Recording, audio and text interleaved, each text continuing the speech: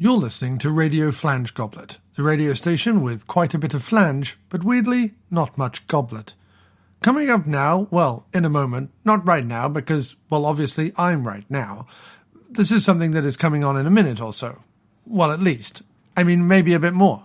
I mean, definitely more if I have to keep explaining myself like this. I mean, I suppose I could have just made the assumption that you all just understood what I meant and confidently rolled with it, but then what sort of arrogant, assumptive, swaggering, greedy buffoon would I be? The kind of ignoramus who just bursts onto your radio station and wantonly announces something coming on right now when really, in all honesty, actually it probably would have started by now if I hadn't gone completely off the rails and got myself all tied up in verbal knots around the when I should have been more focused on the what.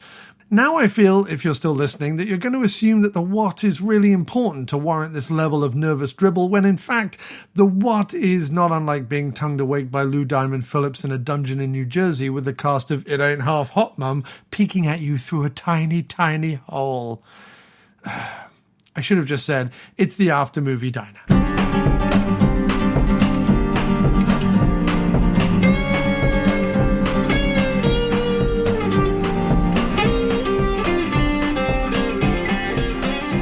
You're listening to the sweet sounds of the After Movie Diner. Support us at patreon.com/After Movie Diner. Or I'll punch you in the teats. Rate and review us on iTunes, Earthling. And now, here's your host, Jon Cross. I'm muted. Yeah, I thought it might be an easier podcast if I just put you on mute and then nodded occasionally. I'm not muted. You can hear me, right? No, I am. I deliberately muted you. Well, how's that going to work then? Well, I just wait for your mouth to stop moving and then go. Of course, the thing is, in my opinion, and then I'd do my thing. Yeah, you know except you just directly responded to what I said. No, I know you're not muted now. Oh, okay. I have to explain. No, it doesn't work. It doesn't work. It doesn't. It's past. Shut it down. Forget it. How you doing, bumface? I'm knackered, mate. I'm knackered. My fridge broke last week. Tell us all. So Sing us fun. the song, the ballad of the broken fridge. Well, the fridge broke, so we had to live out of a polystyrene cooler that leaked for a day. And then 2 days. Then with bollocks, and I went and caught a cab to Midtown and picked up I think the last mini fridge in Manhattan, as far as I could tell, because the new fridge arrived today, so we were a week without a fridge. But in order to let large burly men carrying a fridge into your apartment, you have to when you've only got one room, you have to prepare the flipping apartment and hang sheets to keep stuff out. And then when the fridge does, and then when they pulled the fridge out, it's right, you put a book down in New York for 10 seconds and it comes covered in a thick layer of dust. Yeah. And we haven't moved that fridge in 10 years. Was it you and me that put it in? Did you help me put that into place? Yeah, I might have done. It was you. Yeah, I might have done. It might have been me.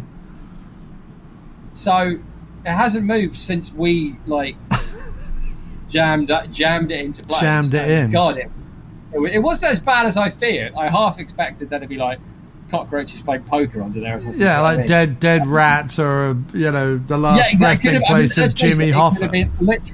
Could have been literally anything, and the imagination could plumb no depths that fridge couldn't echo. It could have been James Spader could have been crouching behind your fridge making weird lapping noises with his tongue, licking the back of my fridge, and that's why it's broken. That wouldn't surprise me because he's boned it to death. Boned the fridge to death. But yeah, it wasn't bad. It's just incredibly dusty. Mr. Wallace, we are sorry to inform you that your fridge has a severe case of Spader and needs to be replaced instantly. Yeah, I knew it was bad when it started. Yeah, making grunting noises. Yeah. So anyway, we had to while they were waiting there, all grumpy in the doorway. I was frantically cleaning the fridge and hoovering it and trying to get it as clean as I possibly could. Hoovering the fridge? No, where the fridge had been, where the old fridge. No, I understand. I understand. So anyway, it's not. We haven't turned it on yet because we can't face there's too much shit to do. So just putting the apartment back together, that'll do for now, and we'll fix everything else tomorrow. Yeah, I mean, yeah, don't bother turning it on, mate. Tidy everything up, right? Then turn it on, learn that it doesn't work, and then have to untidy everything again. Before he left, I turned it on to make sure it worked. Okay, good. I just unplugged it again. The little light came on, so you felt the little light came on and it started humming, so it worked. Oh, good. Well, a hum, mate, that is clear sign of working. That is clear sign of working. Yeah. From my expertise. Expert fridge opinions. Yeah. You should have seen me when the fridge initially broke. Yeah. You know what I mean? I had so many ideas, man. I just leapt into it. My imagination was fired. Yeah. With problem solving. I couldn't wait to solve the problem. And I started with... Did you just buy another fridge? Well, we started with, could we put the plug in another socket? We tried that. That didn't work. Yeah. And then I was out of ideas, so we bought another fridge. Okay. Did you at least try, I don't know, refusing the plug? No. So there was a lot of things that could have gone wrong if it just stopped. Oh, you can't really do that with American plugs because they're like tiny and twatty. Like British plugs, you can take them out and... That's true. Look like you know what you're doing. Old British plug, but because there's a lot of things that it could have been, and we could have like tried something if it had been no power, right? That could have been a lot of things, but it wasn't no power. It was on, like the light was on. It was. I tell you what, it was most likely 10 years of being in your in the same room as me. Yeah, being subjected to you on a daily basis, and your fridge-based demands. Enough machine intelligence to decide it's just not worth it. Do you know what I mean? The fridge literally gave up. Skynet with me, if I'd worked at Skynet, never would have happened. It would have got sentient, topped itself. Yeah. That would have been it. The Skynet would have taken one look at you and gone, this is going to be too easy. I'm not even going to bother. What is the point? I mean, what is the point of destroying this? I could subjugate this entire species in an afternoon. Why even bother? Then what? Scrabble? Like, then what, you know? Yeah. Wise words, mate. Wise words. Well, indeed. Yeah, it has been a hectic one. I don't have a fridge-based or even appliance-based story. You don't have a fridge hook that you can hang your stress on. No, I don't have an appliance-based stress hook. It's more like stress, like a stress, like haircut. You just have to walk around wearing it. Yeah. Right. And that's it. That's all there is. It's not like even that. Your beard is basically your stress. It weighs you down. It weighs me down. For some reason, you refuse to get rid of it. Actually, I would argue it's more like, so everyone had that period in the middle of lockdown where they cut their own hair or shaved their head or something like that, right? And even I was subject to such things because the moment the humidity rolls in like a vast sheet of pussy shite in New York, I just want to get rid of everything. I just want to shave my entire head. And so I did. I took my beard trimmer and hacked away at my head till there was no hair left.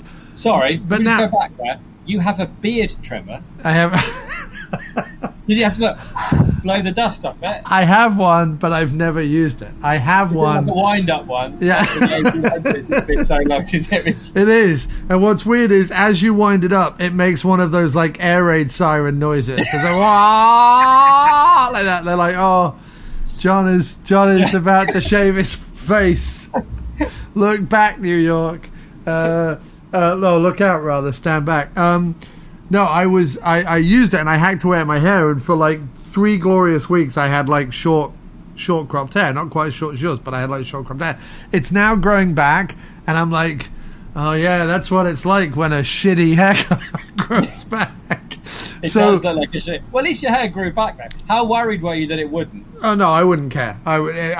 Dealing with this is just a pain. Like, just get rid of it. Yeah, but dealing with this is no better. I mean, I don't have any, but having to shave it every week is such a fucking military grade operation. Yeah, I'm sure. It's especially in a little apartment in New York, because it doesn't matter how much sheeting you put down and how many doors you close and how many like air vents you close, you will be finding bits of hair for months. That's why I have to take everything out of the bathroom, shave my head, and then hoover the entire bathroom. Yeah. And then put everything back. It's the only way to do it. It takes ages, but takes ages. yeah, at least like Teresa doesn't find hair in a soap or whatever. Yeah. So I am due for cutting my hair again, but your stress hair metaphor is less like my beard because my beard is constant, and more like the shitty haircut one gets when it grows back after you've cut your own hair. Nice, yeah, that's very true. Yeah. If only we could just cut our stress, mate. If only we go to a barber and go, could you just take... Well, we could. Barbers stress have opened properly. up, but I don't know about you. I'm not feeling it. I'm not feeling it. What if that barber had just taken a vacation to Florida and, I don't know, licked Universal Studios roller coasters or whatever? You know what I mean? Well, we've all dreamed of that, mate. We've all dreamed of that. Oh, wonderful. You have those wankers who drive around on dirt bikes up on the Upper East Side as well, then? Yeah, we do, yeah. Yeah. Might have been a car, I don't know. They're like, I live in a city with 9 million people, most of whom right now are locked in their apartment. What if I get a bike that makes the most... I could get a normal bike. I could do that, but no. I'm going to get a bike that isn't even meant for city roads, and I'm going to get a bike that makes literally the most annoying noise on the planet outside of my voice. Apart from us talking. Apart from my voice. I was about to say that. Oh, okay. Well, I threw myself in there, though, mate. Yeah, you did. You doubled up on it. You had my back with the annoying voice. Yeah. I didn't throw you under the dirt bike. I threw us both under the dirt bike. The enormous dirt bike of culture. Yeah. How about I ride a bike that sounds like my anxiety cutting something into with an axe while playing a kazoo loudly over some screeching children? How about I drive a bike that sounds like what I believe hell to sound? Like that the dirt bike sounds like your anxiety playing a kazoo. I think that's a really good description. No, it was my anxiety cutting something in half with an axe while playing a kazoo over the noise. I know that's your way. I know that's your way. Children. And I'm not arguing that. It was your... I'm just saying, if I was your editor, right, way back in the Scandinavia days, where I go, have you thought about doing less of it and making it funnier? Yeah. In this case, the dirt bike sounded like your anxiety playing a kazoo was perfect. Yeah. Everything else you piled around it just frittered away that beautiful moment of meaning. And with that, hello and welcome to the after movie, not allowed in a diner anymore, although I'm sure we could squat on some damp cement. Cinemas are opening back up again, aren't they? No. How do we think about that? Are you always just going to interrupt me as I do the introduction? I apparently can't help it. Yeah, you can't help it, mate. People don't care. We get it. No. Doesn't matter anymore. They get it. It's called the after movie diner, but we're not in a diner. We're over Skype, and it's mildly less interesting. Yeah, that's true. Yeah. It's mildly less interesting. It's mildly less interesting. Not a whole lot less. Not a whole lot. Just on a sliding scale of interest. And the sliding scale of interest in us. Yeah, in us. A really small scale. So have you been, outside of the movie that we're talking about tonight, have you been watching anything else? I'm quite enjoying the experience of, because I think it was you and John who advised me with Amazon Prime to add lots of stuff to the watch list. Yes. To get better recommendations. Yes. So I went to Amazon Prime. Yes. And I was going to add things that I'd already seen to get the recommendations, but I thought, well, bollocks, I don't want to watch things I've already seen. Right. Hardly ever. Sometimes I do, but mostly I don't. Right.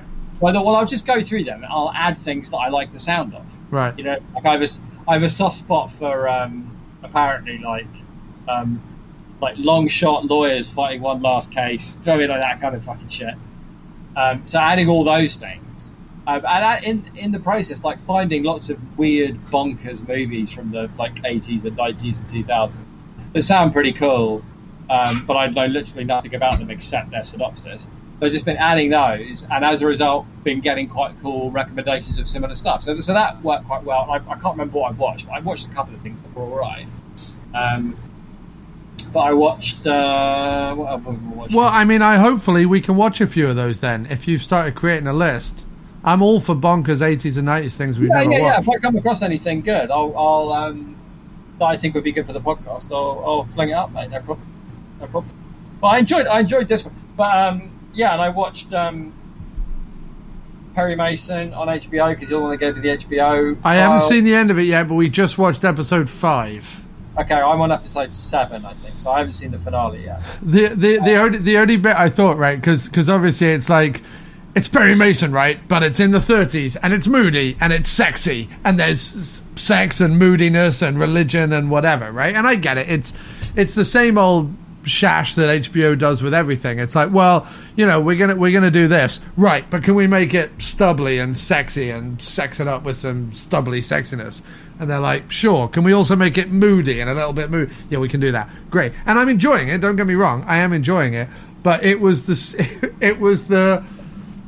thing that the writers were dreading that I thought they did so incredibly well, which was the heel turn essentially. Because for anyone, and I'm not spoiling anything, but Perry Mason, as we all know him from the Raymond Burr series, was an attorney. He was like, putting the law on trial and slamming his fists and bebopping up and down the courtroom. As bebopping as Raymond Burr can get. And we watched it as kids growing up, and it was kind of like like we were talking about. It was like kind of like one of those hour and a half whatevers, like a Columbo or whatever, right? It was Perry Mason. Well, this series starts with Perry Mason being a detective, but you kind of understand that at a certain point, Perry Mason has got to kind of grow in to become like Perry Mason, the attorney. I didn't get that. Right? I didn't get that. So halfway through the series, literally halfway through, I think it's at episode 5 it happens, because the episode we just watched, the contrivance in which, and you can tell, because the rest of it's like really well written and like moody and sexy and stubbly, but naturalistic and grumpy. Also, but bearing in mind, what I like most about the lead is he's Welsh, right? He's playing in America, but he's Welsh. But despite the fact that he's got the accent, he's got the look, what I mean? It's all great. But every now and then, his hair goes, but I'm Welsh. Yes. He's the most Welsh hair. Yeah. And he's trying to like slick it down and everything, but he can't help it. It's just too Welsh. Ever so often, his hair would like, oh, would you like some cheese on toast? Sorry, hang on, mate. What's up? It's all right. 16 minutes in, Teresa said things. Yeah, put that on there. 16 minutes in. Teresa scuppers the flow. Now I want to write an entire album called Teresa Scuppers the Flow. I kind of love that. It's a good song title. It is. Oh, Teresa Scuppers the Flow. No. I'd say it's more Dylan. It's more like Teresa scuppers the flow. Either that or it's like some obscure Mountain Goats reference where he's really talking about Teresa Lepoint, who is some sort of like French orthodontist who wrote like a book about birds or something. You know what I mean? That sounds like one of your songs. I think the Mountain Goats one it'd be like a dental hygienist from Portland, right? Who like sold dental equipment for like smack. Heroin. Yeah, for smack, and then moved into a cupboard. And I don't know. Have you followed him on? Had to live off like chapstick, like scraped from like. No, I get that, but like lately, especially with the Pierre Chavin album and stuff, like a lot of the Instagram videos he's been doing have been talking about, like I say. I see what you're saying. What you're saying is, what I'm doing is I'm very much making a 2005 Mountain Goats reference, but you are bang up to date, mate. Bang up to date. Mountain Goats are like, wait a minute, that's not historically accurate. No, you're right. It's all good. Anyway, but yeah, that's about it, mate. I get hardly any time to watch fucking anything. Oh, we watched that basketball documentary on Netflix, even though I know fuck all about basketball, but it is quite compelling. We were talking about Perry Mason, right? Yeah, we were. Yeah. And just saying, Perry Mason it was interesting because they're obviously quite similar genres, although they're done very differently. Oh, you mean to the movie we're talking about this episode, Motherless to the Brooklyn? movie Motherless Brooklyn. Motherless Brooklyn. Yeah, but no, I'm liking Perry Mason. Don't get my somewhat slight sarcasm about HBO and its stubbly sexiness as a negative. I'm enjoying it. By the way, the guy who plays the policeman on the beat, the black guy, is fucking amazing. Like he's like my favorite guy in the whole show. He's so cool. Really good. Oh, and I love Shea Whittingham. Like Shea Whittingham is just fucking brilliant. His partner, the little like mustachioed guy. Oh yeah, the guy who's in Band of Brothers. He's in everything. Shea Whittingham, yeah. he's like in everything. I love him. Yeah, he's great. But yeah, so Perry Mason, definitely recommend it. I'm enjoying it. I haven't finished it yet, but the way they were like, oh God, how do we make him an attorney? And they were like, oh, fuck it. We'll just quickly like scribbly do that at the end of like the episode. Here's 9 minutes, now he's an attorney. Next. I was like, okay, fair enough. We haven't seen the next episode after that, so don't tell me what happens. But a couple of announcements before we start talking about the movie. Yeah. Also, because we want to make sure that Christopher rants when he writes another review of the After Movie Diary. It's like, even when they're in lockdown and via Skype, it takes them 30 minutes to start talking about the movie. Yes, it does, Christopher rants.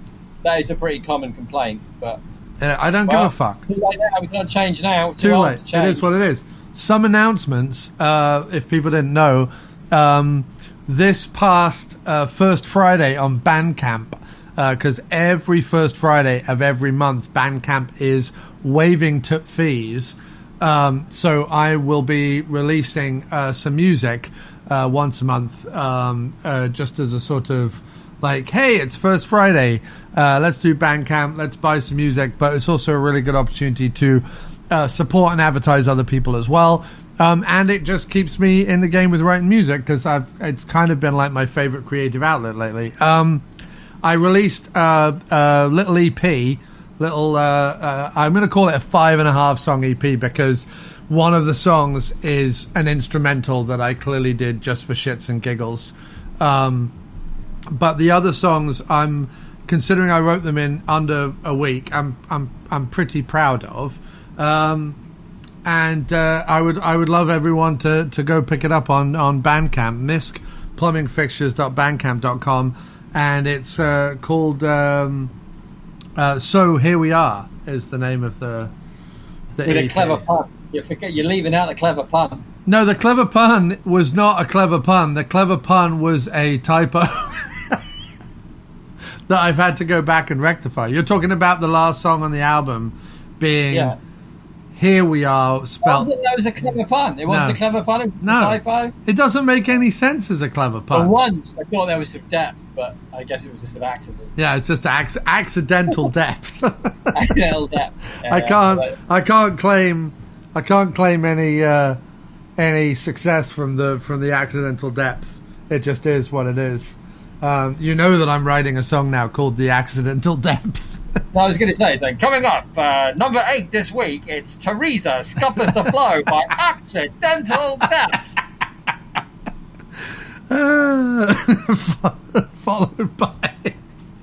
Followed by what was it? Oh bollocks! What's her name?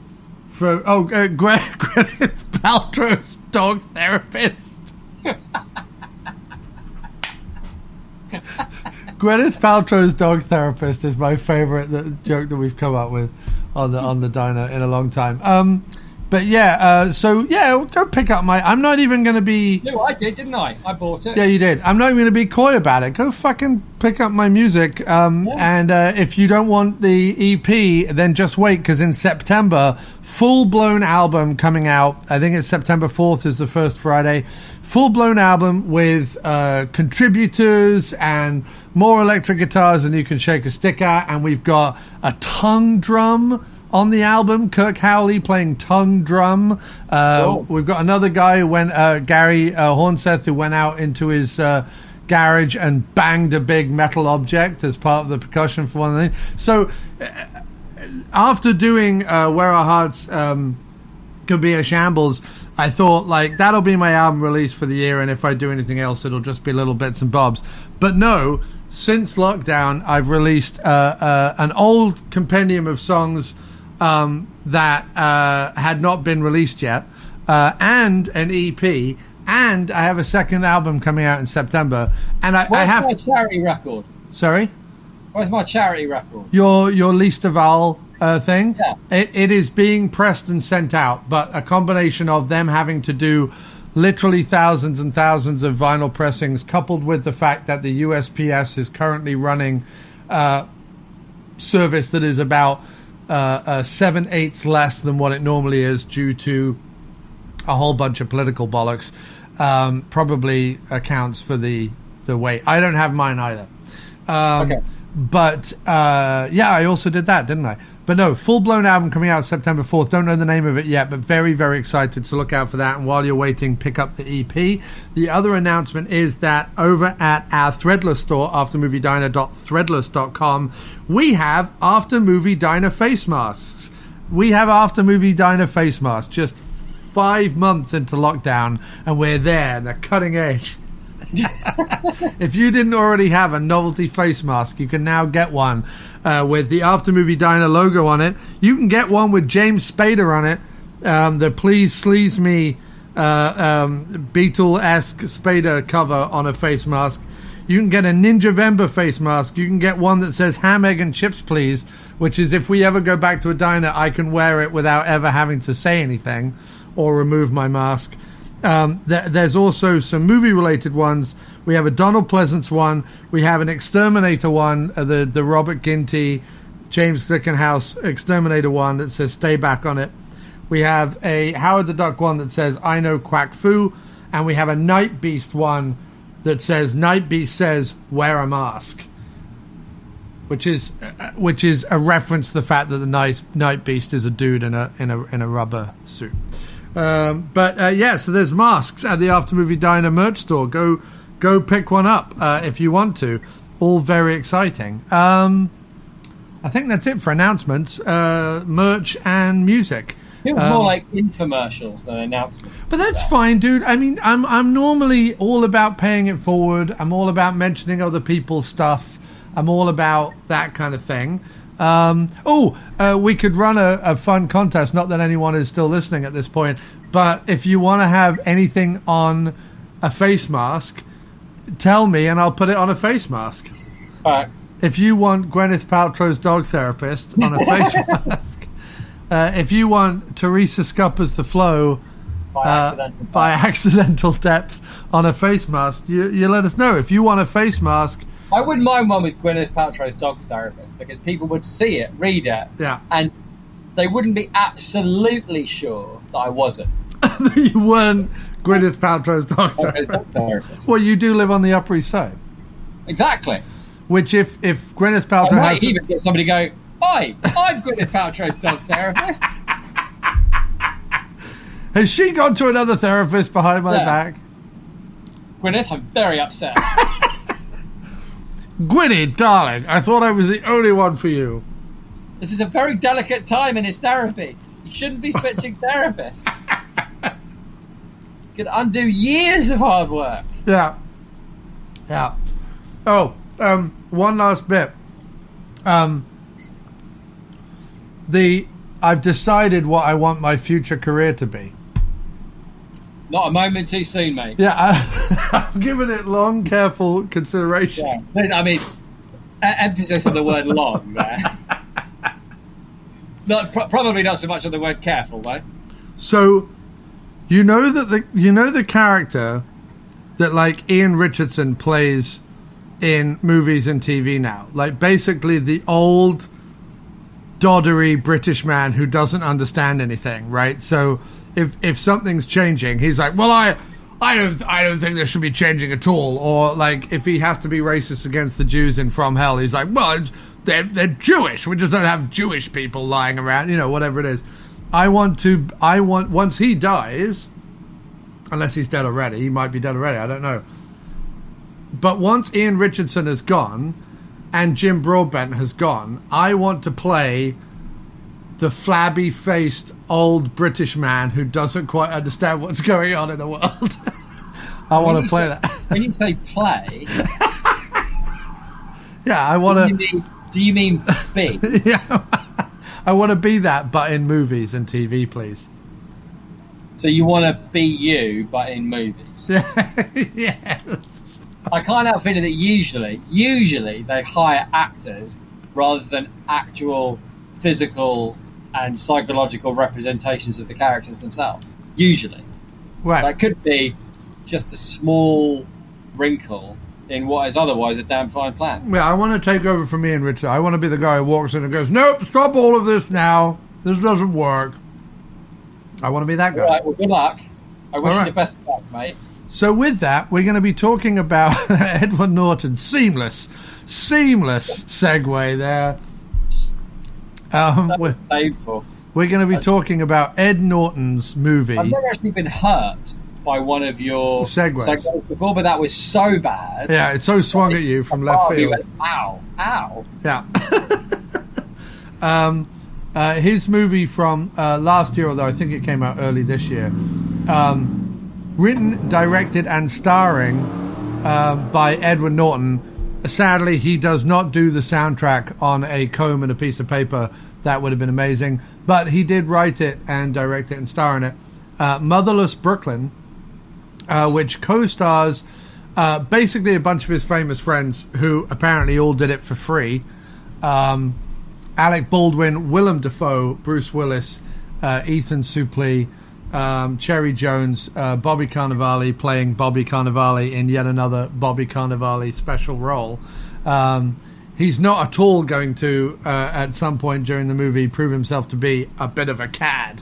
And Fisher Stevens, because why not? Let's throw Fisher Stevens in there. As he was knocking about New York, trying to be like, how do I be more 1930s? And they were like, well, we'll throw you in this movie. And it's a detective. What he did was Ed Norton basically took two books, one which was a detective story and one which was a story about Robert Moses, who was a construction conglomerate dude back in the 30s. The book that John read, right? Yeah, a bit of a slumlord as well, and also a bit of a let's knock down the slums and rebuild stuff and push a lot of minorities and ethnic minorities out of the outer boroughs, and instead let's just build highways and whatever. Like a lot of the corruption that still takes place in New York, construction and gentrification and all that stuff, which continues to cause a problem to this very day. I don't think it started with Robert Moses, but he certainly was a looming shadow over the construction of New York City, a horrible, racist, bigoted, fascist shadow who kind of displaced a lot of people or treated a lot of people very shittily. And Alec Baldwin plays a Robert Moses type called Moses Randolph, a thinly veiled type called Moses Randolph, who is tied up in a whole bunch of shenanigans, as one might imagine. Hot on his trail to begin with is Bruce Willis, but after Bruce Willis's untimely passing in the first few minutes of the movie, Edward Norton, who has worked for him since he met him in a Catholic kids' home back when they were orphans or something, for years and years and years, Edward Norton decides to pick up the case and keep working it. The twist being, though, that Edward Norton suffers from basically a form of Tourette's, where he says a lot of stuff he doesn't mean. He has involuntary spasms. His mind is often very ADD and focused on things, and so he has a lot of quirks and mannerisms and tics and whatever throughout the movie. And he's investigating what begins as Bruce Willis's demise, but uncovers a much larger plot involving many different characters from all different parts of New York. And like I say, it is rendered fantastically well. Like the 30s New York is done really, really well, considering this was made on a budget of a ham sandwich and a spork. That's about it. Did I miss anything from like my plot going over kind of thing? So I'll hand it over to you because I've just talked an inordinately long amount of time. So I'm going to hand it over to you to kind of see your first thoughts and any additions to the plot you wanted to talk about. Well, I really liked it. I really liked that it was, on the one hand, quite a traditional, straight-up detective story. There were lots of like familiar tropes, but there was what I liked was that it had an interesting point of view, I thought, about all these things, and I think I liked the fact that it was a very weird mix between a detective story and a coming of age story, which is weird because Edward Norton is, whatever, like he's got to be 40s, but I'm guessing maybe even 50, maybe even pushing 50. But it almost plays out like a coming of age story. Like he's a nothing, kid that drives everybody crazy and clearly has been for years, and works in this kind of... He's 51, mate. 51, there you go. So the reason it works really well, I thought, him in the casting, is that... In fact, no, he is going to be 51 on August 18th. We're literally doing this in the lead up to his birthday. Oh, nice, great. So, happy birthday, Eddie. Eddie Nortz. But what works quite well is he's got a face that occasionally looks like he's 25 again, and sometimes he very much looks his age, and it's not like he's trying to hide it. He's clearly not playing. He's not trying to play a guy who's 30, because what I liked too was that the investigators in the office that he works in, he's surrounded by his mates and fellow investigators, and they've obviously been like with each other, like from the boys' home through the war and back to New York, and they're all 50 odd. So yeah, which is kind of a brave choice, because clearly, even though he's quite old, he's 50 or whatever, he's clearly spent his life doing the same thing, like being trusted by Bruce Willis to remember things, being trusted by him because he's trustworthy, but also kind of pissing everybody off, and they're all just like, they're clearly just like farting around to make ends meet. There's a butcher's wife, like they're following somebody for evidence of cheating. They run a car service on the side. They're obviously just kind of getting by, which explains why Bruce Willis, who's this like father figure, more like older brother figure, to be fair. Again, there's lots of choices where he could have been like a father figure and Norton could have made out that he was really young, but he doesn't. He makes him out like he's naive in the ways of the world, and this is his first attempts. This whole movie is him stepping outside of this like little world he's been stuck in for so long, and finds out in the process that he's a pretty good detective despite the Tourette's going on, and I liked that, and I liked that. I liked that there was I wasn't like. I thought that the resolution of the mystery was a little pat. That I wasn't like so keen on that part, but I did like that the overall message of the movie. I'm interested to see what you think about this, but the thing I liked most was the overall message of the movie seemed to be that America has always been a place where you live at the pleasure of powerful men. You know what I mean? That you come and go and you live and breathe because the people in power allow you to do so, and not necessarily other than like because you're not in the way. Basically, if you're not in the way, you'll be all right. But there's no doubt that if you have power, then you can do what you want. And the movie's not a rallying call to protest against that, or to fight against that, or to to bring down the. It's not like I'm going to uncover this. It's not that thing where that overused trope of I'm going to uncover the billionaire's mistake or whatever, bring him down, and thus strike a blow for the working man. It's actually he comes to realize that it's more valuable to play the game and find his way in the world and like protect the people that you are capable of protecting, and that's basically all you can do. And so to have a movie at the time, which it's clearly meant to be at least partially influenced by what's going on. I can't remember, there was a line or two in the movie that was like obviously referencing like, current times and the current leadership. So what's interesting about that, because that's obviously been brought up a lot in interviews and reviews and stuff with Norton, and there is this certain spectre of Alec Baldwin playing Trump on SNL that kind of hangs over his performance here, and that's, or him playing Jack Donaghy on 30 Rock. Like it just sort of it sort of marred the movie a little bit for me, that spectre of the other roles that Baldwin has done. Not that he's not good at playing like, chubby, powerful assholes with a sleazy side or whatever, because, it's Alec Baldwin. But it's kind of become his raison d'etre a little bit, and it sort of marred the movie a bit for me. But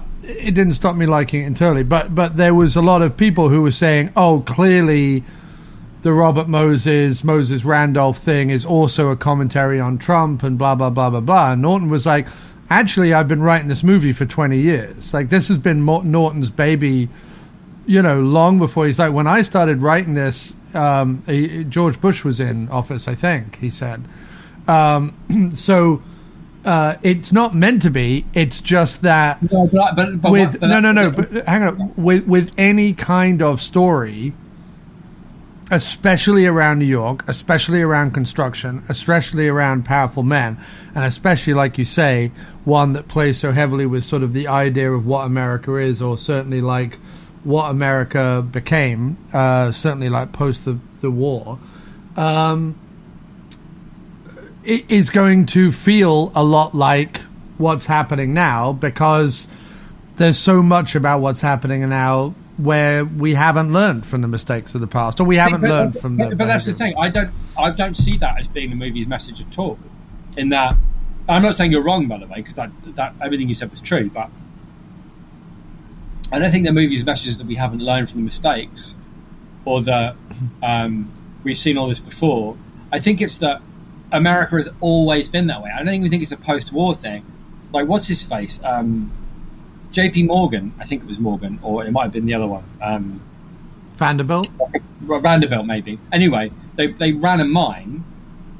So this is very early on in America's history. They ran a mine, and the people that worked in the mine were paid in tokens, and the tokens could only be used in stores that were owned by Rocket or whoever. Like, this is just like it's America was built by these bastards, by Randolph or Moses. Like, Hearst, Moses. America was built by these people. So it seems to me like the message of the movie is more, and that's what I liked about it, is it wasn't, let's make it about Trump, and Trump's a bit like this real estate developer, and isn't that evil, and love will win in the end. It's more like the best you can hope to do with these men, whoever's in power, whether it's Bush or Trump. I think it's interesting it's been 20 years, because as you say, like, it's clearly a message that transcends any particular president. Yeah, I think we're saying the same thing. Like, I was pointing out that it's forever been thus, right? So and yes, okay, I did say no, we haven't learned from history, but that's also kind of true. We sort of haven't learned from history. We have in little areas, but not really. Yeah. It's why when you watch something like Life of Brian's a great example, right?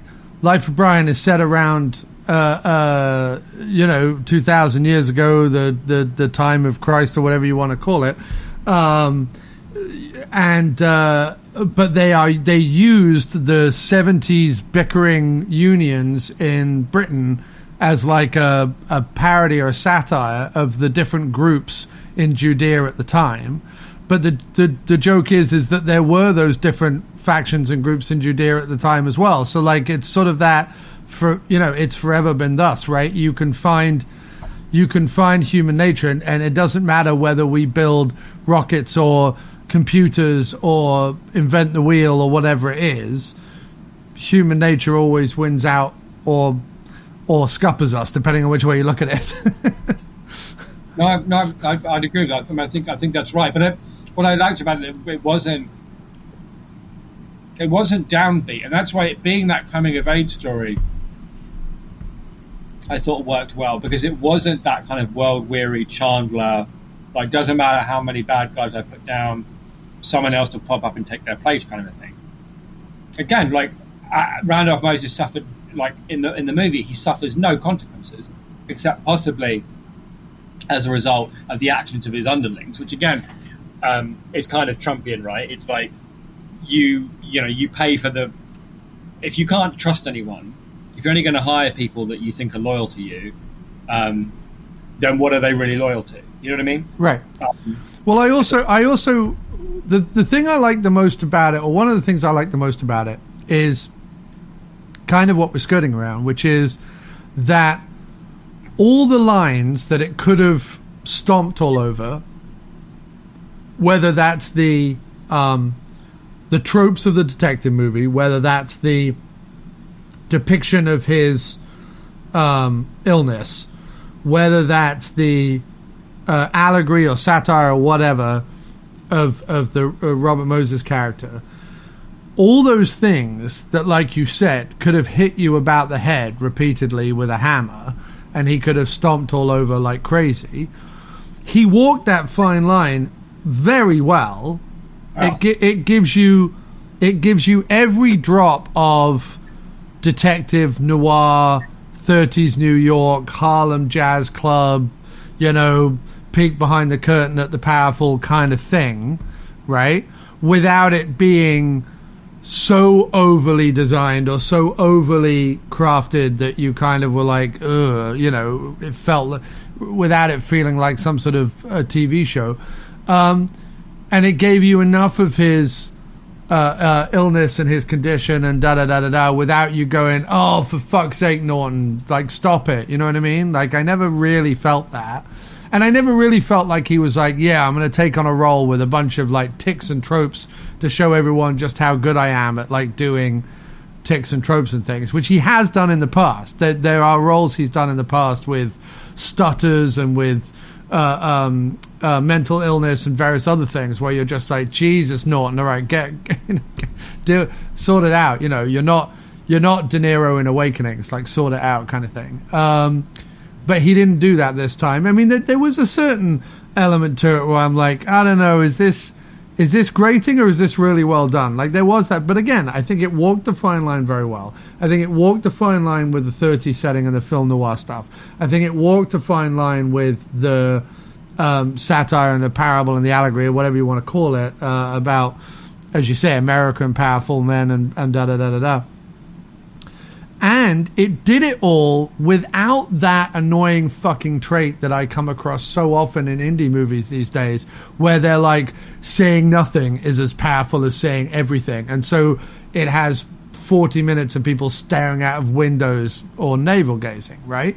It didn't do that either. Like, it just had a decent script. Now, like anything, it's about 40 minutes too long. The specter of Baldwin having played Trump and Jack Donaghy in the past, the casting is a little on the nose. I would have loved to have seen a more sort of character actor person be in that role, like a kind of M. Emmett Walsh from 20 years back, but like whatever the modern equivalent of an M. Emmett Walsh is, or even, and again, people are going to laugh me mentioning him, but like a Weller or someone, you know what I mean, or like some sort of person who's grown up to be a bit obscene looking and a bit jowly, like cast like a Treat Williams or someone. Do you know what I mean? Like, cast someone who's sort of grown into this rather than Baldwin. Now, I'm sure, everyone in the movie lives in New York or lives around New York. Everyone in the movie knows Edward Norton. Everyone in the movie is pulled in a favor. So, like, maybe Norton couldn't afford like even a character actor, a jowly character actor, to show up and do it. But there was a little bit of the spectre of that bothered me about the Baldwin casting, and there was a little bit of the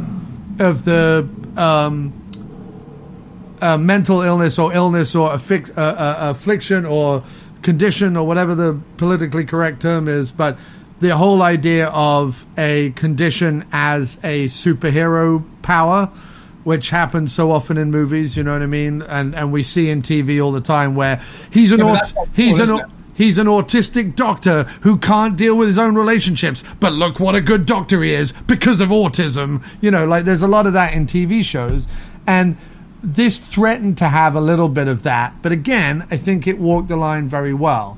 But it could have fallen over either side. Now, the good news is that Norton had this checked every which way from Sunday by the Tourette's Association of America or whatever, and by various different mental health organizations, and they all super approved it and said that it was a very authentic portrayal. So I'm certainly not going to get on a soapbox about it. But those were the two things that, for me, the three things: the length, the Alec Baldwin-ness, and the Tourette's thing were the only three things that threatened to like potentially ruin the film for me.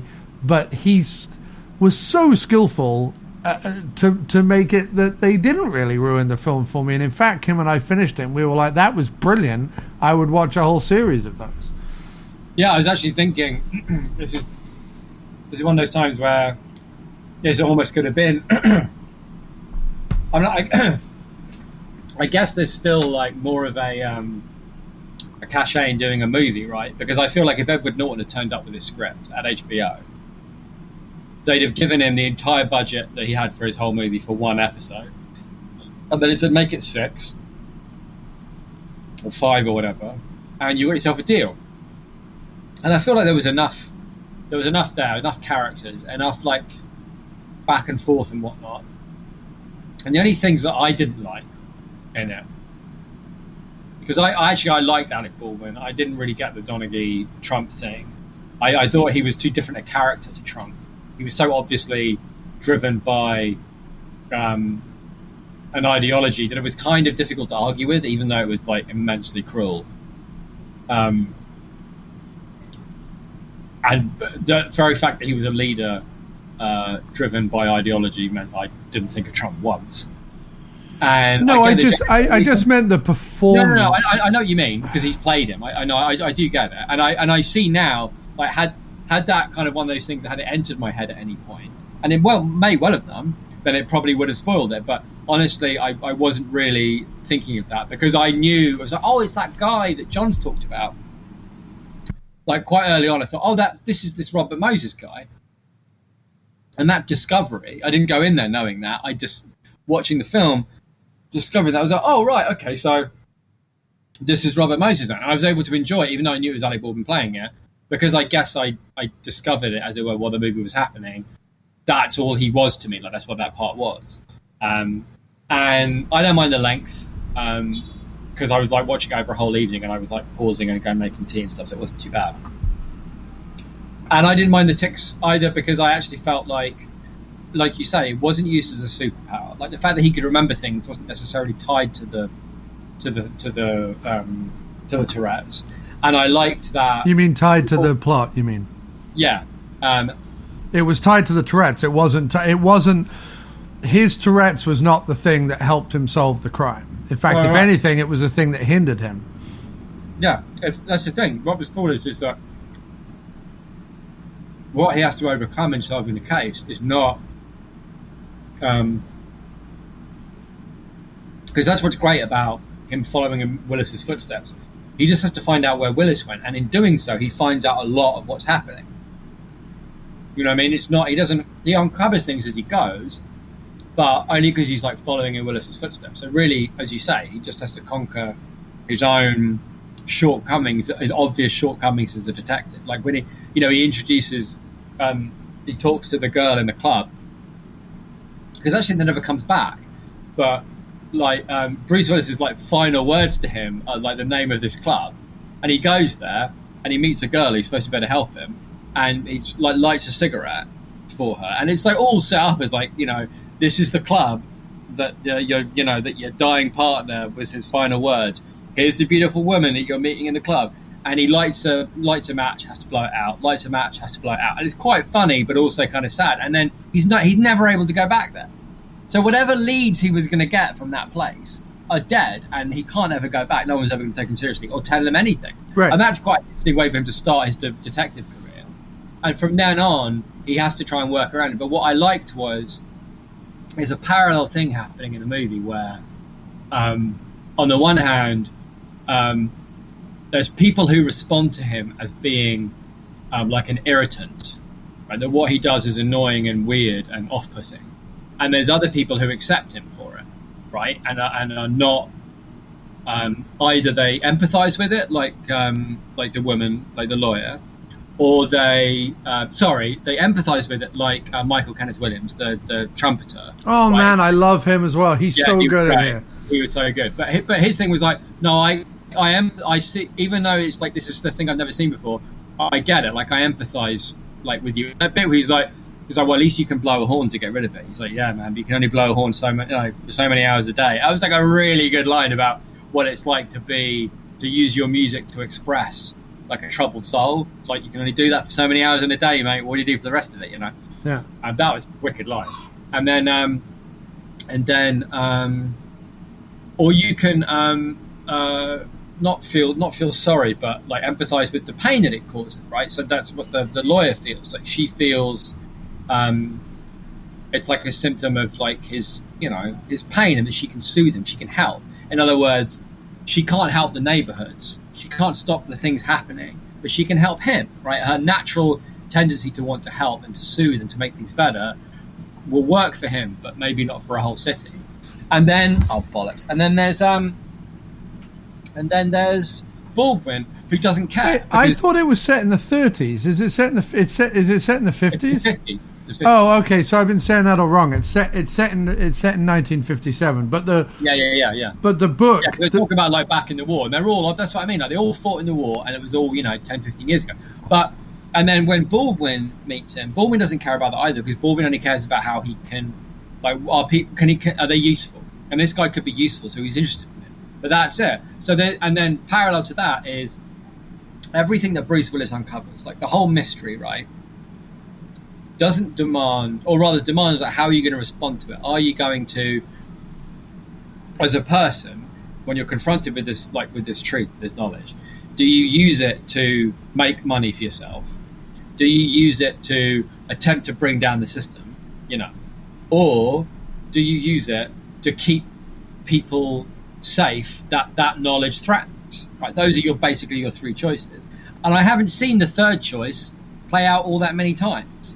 Except occasionally in Chandler. Actually, I think occasionally in Chandler, Marlowe like lets the bad guy or the big bad get away with it to protect the smaller person, but usually finds some way to bring him down. But like, that's not.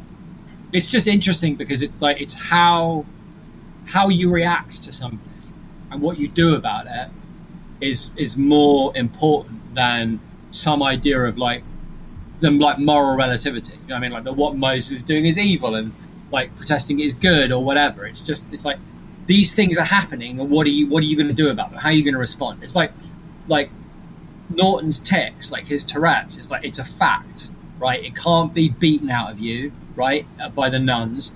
It can't be shut up like by his slightly thicker mates. All you can do is accept it and decide what you want to do. Do you empathize? Do you work with it? Does it matter to you? And that's the same thing as like the corruption and all the madness that's going on in the city. It's like, well, what do you do when you're confronted with that? You know what I mean? You can't stop it. So how do you respond? Right. I agree. It was, I like I say, I really enjoyed it. It was kind of a surprise. I had heard a couple of interviews with Edward Norton about it and sort of thought, I don't know, I'm kind of lukewarm on him, and I'm lukewarm on Willis, certainly later Willis and various other things. But we got talking, you and I, about detective films, and then it showed up on HBO, and when I was like knocking about my friend's HBO subscription, and I was like, you know what? Kim and I enjoy a detective movie. We love period stuff. We'll put it on. And as we discussed, there's not that many good detective movies out there. And this is definitely one of them now. And we were so pleasantly surprised, like so pleasantly surprised by it, that like any mild criticism of it kind of seems a bit redundant. Like, it was made in 45 days. It was made for beans. It was Edward Norton's, pet project for years. It shows in the writing, because it's one of the best written films in terms of dialogue and in terms of pacing and in terms of just script in general. Just like when a script has a density to it, but without it being overwhelming. I did like the way it all tied together. Even the plot points that struck me as a little convenient, a little pat, did make sense in the overall like world of the movie. Like, the character would behave that way, and this is how it would go down, and that worked. That you're right. That worked very well. That was a function of the script. But there's also that thing which is not an unfamiliar trope to film noir, especially if you think of stuff like Farewell My Lovely or Chinatown or a couple of others, is that he took a detective story and he took a real life thing and he like slammed the two together. But like, one of the things that makes Farewell My Lovely, for example, so charming is the constant referencing to either the baseball that's being played or the fact that World War II is about to break out, right? So they actually set it in 1941 so that they could have like the lead up to the war and everything that was happening with Hitler and the idea that America was about to join the war, as well as having Joe DiMaggio's hitting streak as sort of a build-up, with the whole idea that like as Marlowe solves the crime, which is sort of bittersweet at the end anyway, you also have the idea that Hitler's got too big for his boots and therefore America needs to join the war, and you have Joe DiMaggio's hitting streak end, like all happening at once. Like there's this like nice little bow to it, which, and it doesn't add like a huge amount of but you're right, depth and allegory, but it adds this like lovely color to it. It adds like a little bit of authenticity to it. Actually, that's one of the things I liked about this was, and that's what I love. Like I would, sorry, just to finish on my thought, what I'm saying is, I would totally take like a historic tome and a detective movie and be like, hey, is there anything we can do with these things? Like, it's actually like a really neat idea. And although in this movie the historical subtext is very much a part of the investigation, it doesn't need to be. Like, you could, that's true. have the things counteracting. Anyway, sorry, carry on.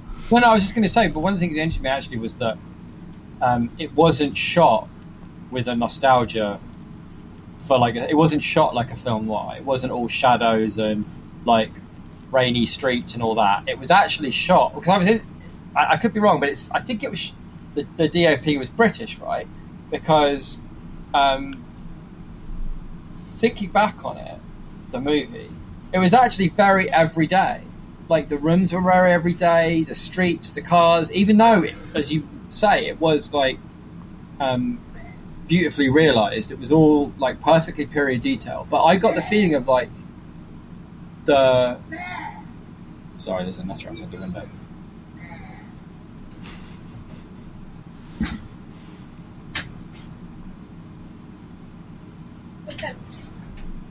That's the nutter. What's happening? I think he's a drunk bloke walking his dog. I don't know where you're going. I'm pissed, and I feel like yelling at. Normally, people who are like pissed up and yelling at nothing in the street aren't walking their dog. It just seems like a weird. So, do you want to know an interesting fact about Dick Pope, who was the cinematographer on this?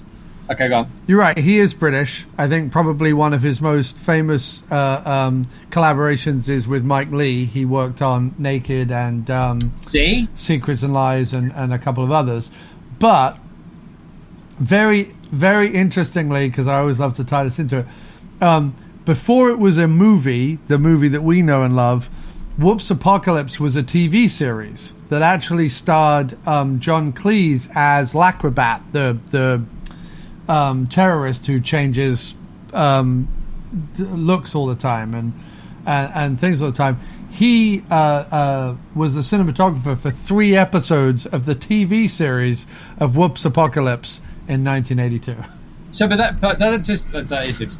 pretty good to think about. But that just proves my point, right? That rather than hiring like some Hungarian dude who's going to make it look like some incredible painting from the 30s, he hires a guy who's a DOP for Mike Leigh, which means he wants it to look dingy, right? Like Brooklyn looks dingy. The buildings they don't look cool and groovy, and like they look dingy, and there's like water dripping everywhere, damage, and everything's crumbling, but it doesn't look like elegantly dingy. It just looks like a city. There's that bit we walked past. It's like a cooker with a shoe on it, and like anyone else who doesn't live in New York would be like, wow, what a weird thing. I'd be like, the other day I walked past a fridge on the sidewalk with the door open, and the fridge was full. They just taken the fridge out and put it on and left all. No, dude. No, actually, it's funny you think that. No, they are leaving fridges with it's a charity thing. They're leaving fridges around New York full of food for homeless people. It's a charity thing. No, because maybe it is a charity thing, but the door was open and the lights were off and the food did not look good. Oh, okay. Well, maybe it was literally that they just hoisted. Yeah, or it's like homeless person opened the door and didn't close it. Like that's also a possibility. Yeah. And then the light went out. But either way, you know what I mean? Like walking around New York, especially on large garbage night, like that's not weird to see a cooker with a shoe on it. No. But that's what it looked like. It was like. But Norton met him working on The Illusionist in 2006, which was the movie that came out around about the same time as. What is it? The Prestige. Sorry, dude. The Prestige. Yeah, and kind of therefore didn't get a lot of. No, I liked it, and it wasn't based on a book written by a cunt. So. What's the Prestige based on? Who's the cunt that Prestige is based? Well, I'm talking about it. No, just tell me who it is. I didn't know. No. I don't want to talk. I don't want to talk about it. Oh, okay. It's to do with. I know. I don't want to talk about it. Did you go to school with him or something? No. No. I'm a bit surprised you don't know, but that's fine. It's to do with John. Oh, right. I know who you mean. Yes. Yeah. Cunt. Right. Got it. Boom. I go into bookstores and I find Christopher Priest books, and I file them in the New Age religion section. Yeah. Just because I think he'd hate that. Good. Or I put them the wrong way around, and in the Strand bookstore, I took them out, I put them the wrong way around I got on the ladders and I put it as far away as I possibly could. Jim Wallace, literary terrorist. Fuck Christopher Priest, all the way to hell. Okay. And if he isn't already dead, he fucking should be. So. Wow. But I'm with you. Every step of the way. Yeah, but do you know what I mean? It's an interesting choice to go with a guy who's shot like Mike Leigh movies, because you know what I mean? It looked real. And so for that, it didn't seem, which I think was a less, maybe a political thing and more of a structural thing, right? That, like, we still have the Port Authority, and they do still collect the tolls, and it is still a mad system, and it's still completely unaccountable. And, you know, the city is still run by construction and magnates and developers. And it's like, even though they're wearing the 30s hats and driving the 30s cars, like, the buildings are still very similar. Like, you could obviously recognize Brooklyn. And the fact that it was shot without, like, too much fakery, but just on streets that still look like they would have done back in the 30s.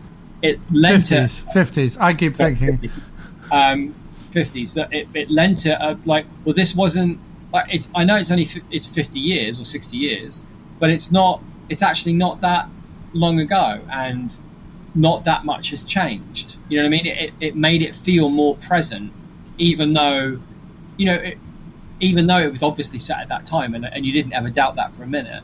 The way that it was shot and the way that it looked made it seem very current and not like and probably nostalgia. And probably, to be fair, another consideration for this cinematographer, especially if he's worked with Mike Leigh, is probably speed. He's probably quick. He probably knows how to like, and presumably filming quickly outside. Right, Stuff because like Mike Leigh's like all improv, right? Most of his stuff is like all improv and filmed on the hoof and whatever. So that was probably another thing. It's like this guy can throw up a couple of lights and put on a couple of lenses, and it looks good enough for me, kind of thing. And off we go. Yeah, that's a good call. I hadn't thought of that, but you're probably right. Mike Leigh films quickly, and a lot of his stuff is outside. Mike Leigh, right? He likes to film in real places. Like naked and things like that. Yeah. So that makes sense. But it's especially like if you live in New York or if you're a devotee of like New York films or whatever, it's worth watching just for that. It's worth watching just to spend 3 hours in 50s New York. I don't care how, convoluted some of it might seem to some people or whatever, or it might feel a little pastiche in places. But I didn't get that. I enjoyed it. I got right into the mood of it. Like we said, it has enough film noir without clubbing you over the head with it. It has enough history and allegory and commentary without hitting you over the head with it. It doesn't fall into the, if Tim Robbins had made this movie, it would have been like, curses capitalism. You know what I mean? Right. And it's not melancholy either. Even though there's a lot to be melancholy about, it wasn't a very melancholy movie. It's actually kind of a hopeful movie, and that's why, again, I like the coming of age aspect of it, because it felt like the longer it went on, the more confident he became, like the more he grew, and what he was learning did matter, because he was like learning to like. Oh my god! And it has the best Willem Dafoe scene for decades. I know everyone banged on about the Lighthouse or whatever, but people like to bang on about movies like that. For me, it was Willem Dafoe like babbling nutso in the diner. Yeah, that was a great scene. When him and Ed Norton go out, and he's like, and another thing you have to understand, like, he was amazing. He was good. It was a really, really great role for him. I really, really enjoyed Willem Dafoe in the movie. He was great, and like I say, I loved I always forget his name. Michael Kenneth Williams. I love Michael Kenneth Williams. He's great. Yeah, I was such a big fan of Hap and Leonard. I don't know if you ever watched that, but I was such a big fan of Hap and Leonard, and really bummed when they cancelled that after 3 seasons. But if anyone wants to watch like that guy, Michael Kenneth Williams, being just a fucking genius, watch the 3 seasons of Hap and Leonard, because I really enjoyed that. But he's great in this. And I don't know how to pronounce her last name, I'm afraid, but Gugu Mbatha-Raw, maybe is how you pronounce her name. She is incredible. She's really good in the film, and was the relationship between her and Ed Norton's character was, it was charming and sweet and authentic, without having that convoluted, like, oh, they're going to end up together thing. You know what I mean? Like, it just seemed very... Yeah. I agree. And also without him being like, my condition makes me a simpleton. Like, it wasn't like that either. It wasn't like they do in other movies where... Neither were rescuing each other either, which I liked. Right. He wasn't rescuing him from his affliction, because as the movie went on, he learned that he wasn't defined by it, and that he could actually do what he wanted with it. And... she wasn't being saved from like the clutches of like evil Moses, whatever, because it was like lots of people had got her into trouble. She didn't really know anything about it, and all he did was just say, "I'm not. It's just going to end. I'm not. That's the deal. You know what I mean? That's another album by Gwyneth Paltrow's dog therapist. Is The Clutches of Evil Moses. Yeah. Oh, that's also a good band name, like a heavy metal band, The Clutches of Evil Moses. Right. But do you know what I mean? Like, she wasn't rescued either. No. It was more a case of like, I got here like just in time to stop other people's terrible plans from backfiring on you. You know what I mean? It was just one of those great things. She wasn't things. rescued from being an activist. What I liked, actually, now I'm just thinking about it now, she wasn't rescued from being an activist. Like, she wasn't a threat to Moses as an activist, right? So it wasn't like her ideals were getting her into trouble and she needed to be like rescued from it or whatever. Like idiots who were supposed to be looking after her, right? her uncle and Dafoe, like gambled with her safety without even thinking about it. Like they didn't even care. They were just trying to get some money, and they didn't think about it. Just took it for granted. And he got there at a time when, confronted with what it was and how far it could go, he felt his only option was to shut it all down. Otherwise, it would hurt her. But it wasn't like rescuing her from like the final minutes of this thing. It was like, well, there's no other choice but to like shut this down. Otherwise, she's going to get hurt. But it wasn't nobody's character. It wasn't Edward Norton's character or her character that led them to be in the position of either saving or needing to be saved, right? It was that their characters allowed them to help each other out of a situation that other people had put them in. It just made more sense, and it was more about surviving and growing in a world that doesn't care about you, I think. Yeah, it's interesting because it's when I looked it up, I assumed, because it kind of came and went. I assumed that it either didn't find an audience, or that it had been savaged by the critics, and actually it turned out to be the second one. It did find an audience. The audience likes it. The audience gives it around 85%, which I think is a good strong mark for it. A good 8 out of 10. That's what this movie is. It's a good 8 out of 10 movie. The critics, on the other hand, and I use critics in inverted commas, I use critics in the people who like to puff out their chest and rub their chin and try to look like fucking smarter than everyone else. They hated it. It got absolutely fucking savaged by the so-called critics, and it sort of just, it kind of blows my mind. Why, to be fair, I can see why, because there's nothing for them to get their teeth into. There's nothing where they can go, well, of course, what's really going on here is blood. There's no, it's not political enough. But their argument is not like scrolling through very quickly just to kind of see headlines and comments from the critics on like a Rotten Tomatoes or whatever.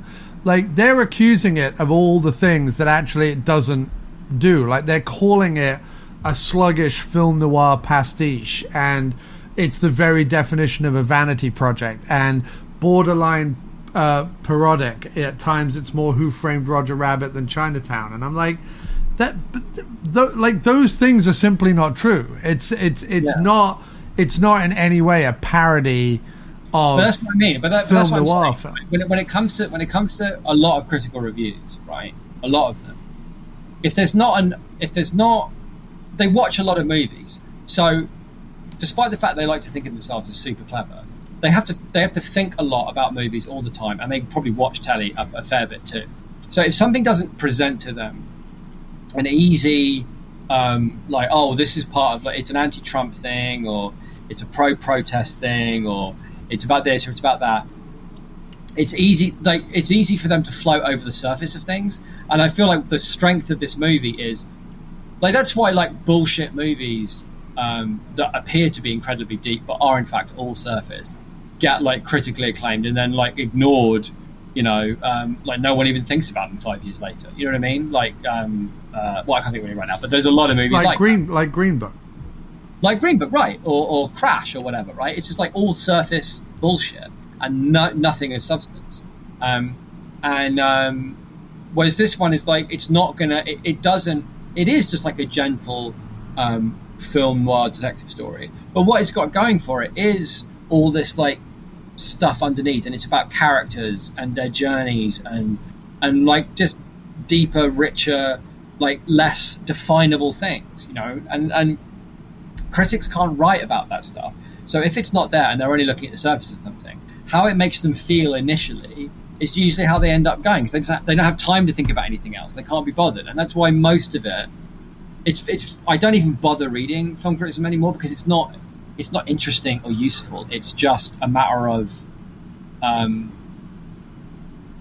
like trying to express your surface reactions to something in as clever a way as possible that you don't get fired without like stepping out of line too much. It's like where I bet these same people talked in glowing terms about like middling Marvel movies. You know what I mean? Like I bet they went and saw middling Marvel movies. Like, of course, there's some great, interesting things going on here. Like, do you know what I mean?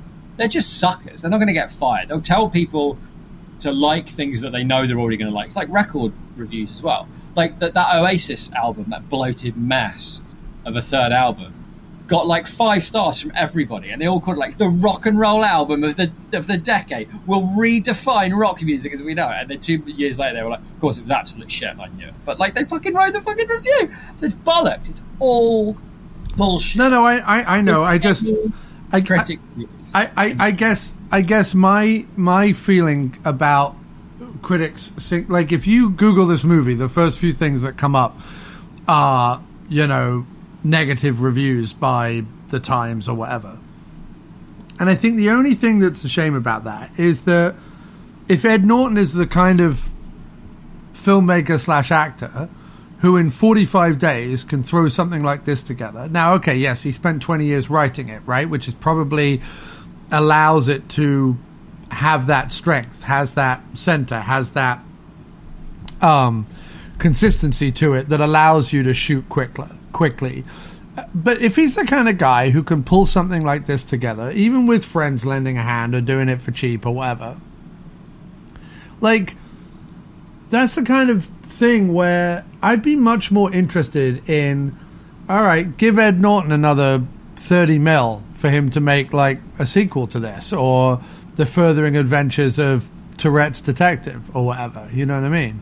Tourette's detective. Yeah, that's the thing.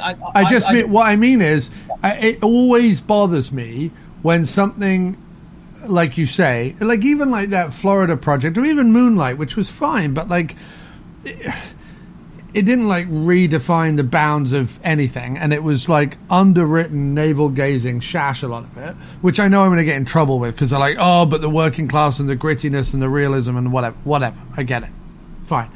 But those kind of movies that get a lot of like interest. Manchester by the Sea was arse. It was absolute arse. But that very often the filmmakers behind those, or even the actors who appear in those, like get to have careers afterwards, right? Like the reviews and the accolades and the whatever mean that those people get to go out and spread their wings. And, you know, for every, I don't know, I'm not a big fan of him, but the Tenet guy who did Batman, Nolan, right? He started off as like an indie darling, right? And Fincher did to some extent, and whatever. But for every like Nolan and Fincher, there's 101 whoever the fuck made Florida Project or whatever it is.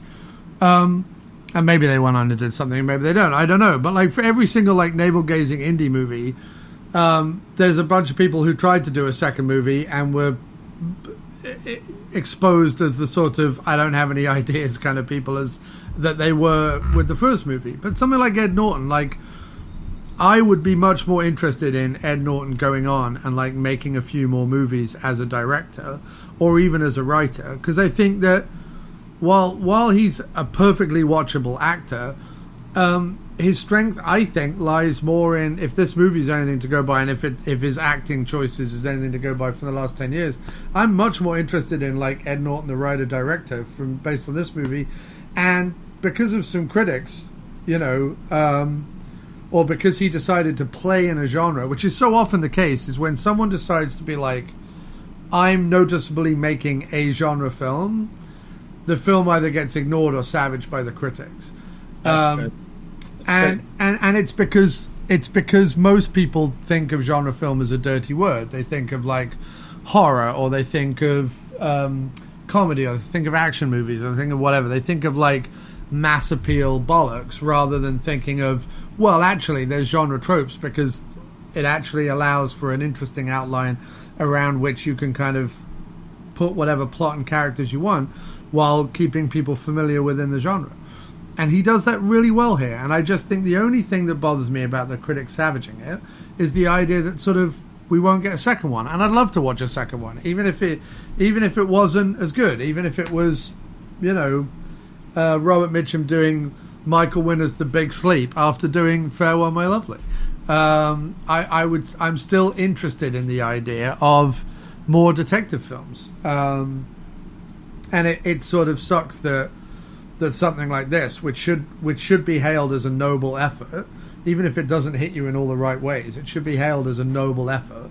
A bunch of actors working for nothing, re-kitting out New York to look like the 50s, to tell a nice little story with a lot of undertones about society and power in America and stuff. Like, that should be a happily applauded noble effort. And the fact that it gets shit on just kind of bothers me, that's all. Well, I think that's very eloquently put, man. I wouldn't argue with a word of it.